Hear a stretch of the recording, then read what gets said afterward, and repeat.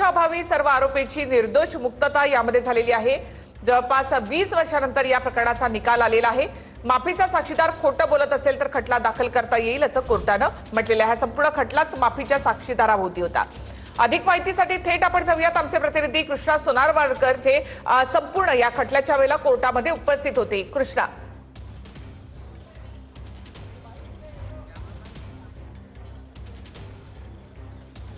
निखिला, खरं तर महाराष्ट्रातली अशी फार मोजकी आणि तुरळक प्रकरणं आहेत ज्यांचा निकाल अगदी सविस्तर आणि 2 तास असा पद्धतीने वाचला जातो। आणि पवनराजे निंबाळकर हत्याकांड प्रकरणाचा निकाल जवळपास 2 तास हा न्यायाधीश वाचत होते। मात्र सुरुवातीला पहिल्या अर्ध्या तासामध्ये ज्या पद्धतीने त्यांनी निकालाचं वाचन करायला सुरुवात केली होती, त्या सगळ्या प्रकरणामध्ये या सगळ्या प्रकरणाची भिस्त ज्या माफीचे साक्षीदार म्हणजे पारसमल जैन हे या सगळ्या प्रकरणामध्ये माफीचे साक्षीदार होते आणि त्यांच्या माफीचे साक्षीदार म्हणून त्यांनी दिलेले 2 वेगवेगळे कबुली जबाब जे वेगवेगळे होते, त्याच्यामध्ये वेगवेगळी तफावत होते। आणि त्यांना पोलीस कस्टडीमध्ये झालेलं टॉर्चर, त्याचबरोबर त्यांना झालेला त्रास, त्यांना आवश्यक असणारे औषधं पोलिसांनी घेऊ दिली नव्हती आणि म्हणून टॉर्चर करून त्यांच्याकडे घेण्यात आलेला हा कबुली जबाब, अशा पद्धत जेव्हा वक्तव्य सुरुवातीच्या अर्ध्या तासामध्ये न्यायाधीशांनी केलं तेव्हाच काहीसं हे प्रकरण जे आहे ते माफीच्या साक्षीदारामध्ये त्यांना जो काही जबाब दिलेला होता तो टिकणार नाही किंवा कोर्टासमोर कोर्टानं मान्य केलं नाही हे जवळपास स्पष्ट झालेलं होतं। आणि आता या सगळ्या प्रकरणामध्ये जवळपास 20 वर्षाच्या खटल्यानंतर न्यायालयाने या सगळ्या प्रकरणाचा महत्त्वपूर्ण निकाल दिलेला आहे। खरं तर राज्यभरामध्ये गाजलेलं हे प्रकरण होतं आणि या सगळ्या प्रकरणाचा खटला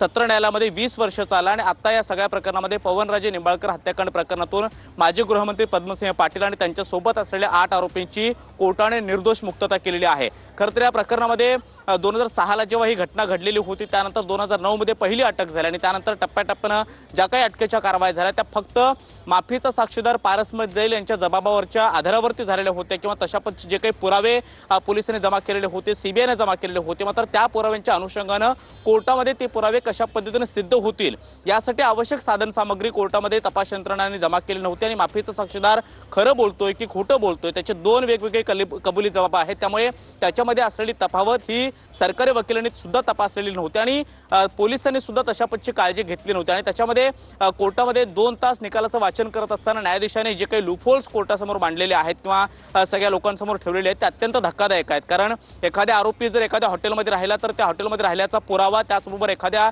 फोनवरनं जर कोणा आरोपीने संभाषण केलेलं असेल तर त्याचा सीडीआर हा अत्यंत आवश्यक असतो किंवा त्याने केलेले पत्रव्यवहार याची नोंद कोर्टाच्या रेकॉर्डवरती असणं आवश्यक असते आणि तशी ती सगळी जबाबदारी ही सरकारी वकील आणि त्याचबरोबर तपास यंत्रणांची असते। मात्र असं कुठलंही काम सरकारी वकिलांनी किंवा तपास यंत्रणांनी केलं नाही असा आरोप जो आहे तो न्यायाधीशांनी केलेला आहे। या निकालाचं वाचन करत असताना सुरुवातीच्या अगदी घटनाक्रमापासून जे जे मुद्दे न्यायाधीशांनी मांडले त्या सगळ्यामध्ये माफीचा साक्षीदारानं जो काही कबुली जबाब दिलेला होता त्याच्यामध्ये असणारी तफावत ही वारंवार कोर्टासमोर निदर्शनास आणून दिलेली आहे। आणि हा सविस्तर निकाल वाचत असताना कोर्टाने हे सुद्धा सांगितलेलं आहे की बरीच प्रकरणं ही निकालाचं वाचन करत असताना ऑपरेटिव्ह पार्ट म्हणजे नेमकं निकाल काय आहे अगदी कमी शब्दामध्ये किंवा थोड्या कालावधीमध्ये सांगितला जातो, मात्र मुद्दामहून हे प्रकरण अगदी जाणीवपूर्वक हे सविस्तर वाचलेलं आहे जेणेकरून या सगळ्या तपासामध्ये काय नेमक्या त्रुटी राहिलेल्या होत्या किंवा सरकारी वकिलांनी काय चूक केली, सीबीआयच्या अधिकाऱ्यांनी काय चूक केली आणि क्राईम ब्रांचच्या अधिकाऱ्यांनी सुरुवातीला जेव्हा पारसमल जैन यांची कस्टडी घेतलेली होती त्यांना टॉर्चर करून जवळपास 15 दिवस आपल्या ताब्यामध्ये ठेवलेलं होतं, मात्र त्यांची अटक केली नव्हती।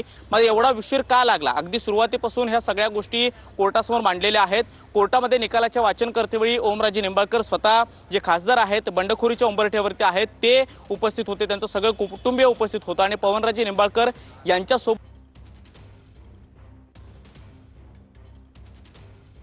तर पुराव्यांच्या अभावी सर्व आरोपींची यामधून मुक्तता झाली आहे। पवनराजे निंबाळकर हत्या प्रकरणामध्ये हा सगळ्यात मोठा निकाल 20 वर्षांनंतर या प्रकरणाचा निकाल लागलेला आहे आणि त्यामध्ये सर्व आरोपींची पुराव्यांअभावी निर्दोष मुक्तता झाली आहे। यामध्ये डॉक्टर पद्मसिंह पाटील यांची सुनवाई हुई, सभी बातें जो न्यायालयीन प्रक्रिया में आती है वो सब बातें हुई और उस दरमियान जाहिर था जब शिवसेना पार्टी की जब हमारी मीटिंग बुलाई गई बाई इश्यूइंग ऑफ व्हिप तो उसके द्वारा उन्होंने पार्टी के डिसिप्लिन का भंग किया, वो आए नहीं। उसी दरमियान इस तरह की बातें सोशल मीडिया और इलेक्ट्रॉनिक मीडिया में आप ही ने बताई कि उनको आश्वस्त किया गया है कि 20 तारीख को आपको आपका ये मिल जाएगा। उन्होंने भी बयान दिया था 20 तारीख को जो आएगा बयान उसके बाद जो भी रिजल्ट आएगा उसके बाद देखेंगे। तो अब निर्णय आ चुका है।